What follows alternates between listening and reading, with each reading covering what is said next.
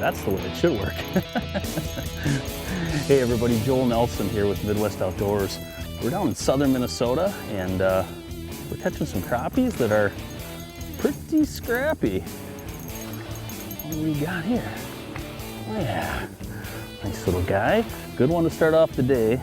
We're gonna upgrade from this, but I'll tell you what, this is what all the fuss is about. There's a lot of fish right here. I got a couple on my markham right now. We're just working our way all throughout this basin and picking them apart. Stay tuned, it's gonna be a good one.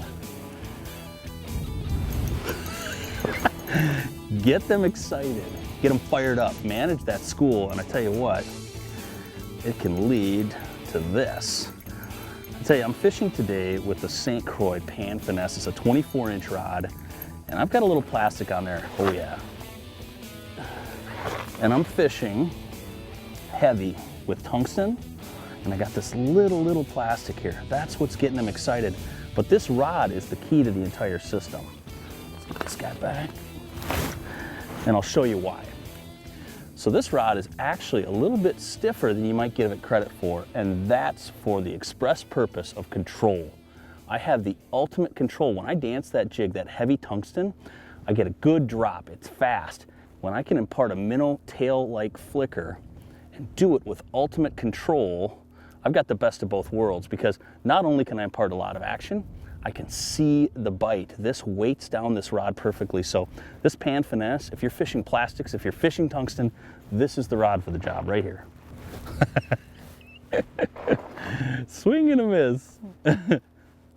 Oh, these guys are just racing all over the screen. This is what you want. You want multiple fish competing for your bait. The entire mood of what I've got going on my flasher just changed by getting one fish going. Racing up and down the screen, playing a little bit of keep away, doesn't just help with the fish you're trying to catch, it helps get the entire group a little bit more active. Here he comes again. He's gonna smack it one more time, I bet. Oh yeah, he had it all along. Oh, a couple tink-tinks of the drag. What do we got? Yeah, you know, that's the best part of the target separation on the markham, is that I can see little guys like this and I can try my best to stay away from them. I've got some better marks, and these guys, they're tricking me, man. They keep coming and swiping my bait before I can get it down to these better fish. But hey, you know, back in the day when I first started using flashers, you weren't able to discern small fish from big fish, active fish from inactive fish. It was just hot blobs, a big, big fuzzy mess down there, and you were happy just to know you were near fish. Now, with the target separation of these units, you're able to see not just big fish, small fish, but my jig in relation to the bigger fish. Is it closing? I can see fins flare on these individual fish.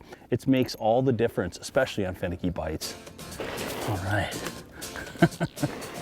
There we go. That's a tungsten fish, you know. The bite's changed a little bit. It's actually slowed down just a touch.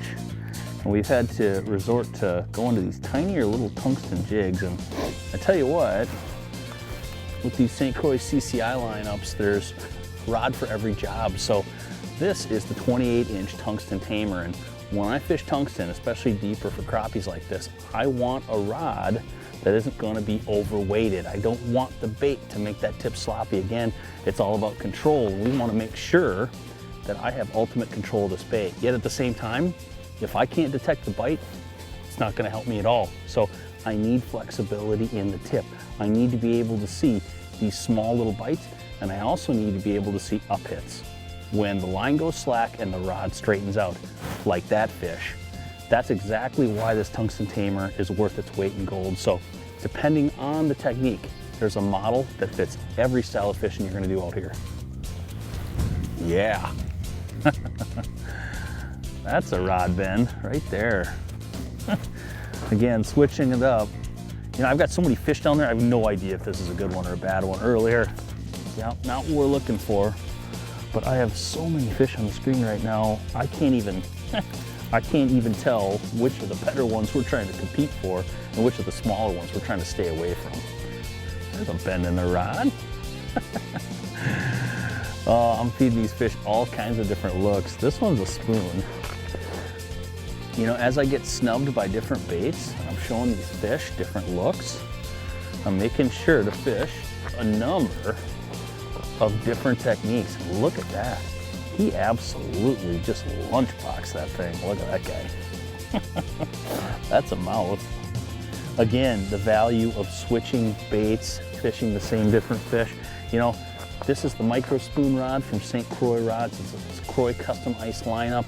And again, I've got a tool for every job, and that's really been the story of the day-to-day. So if you want to get yourself some of these CCI models, learn a little bit more about the process. What's a good spoon rod for the spoons you have? What are good tungsten rods for the jigs you have?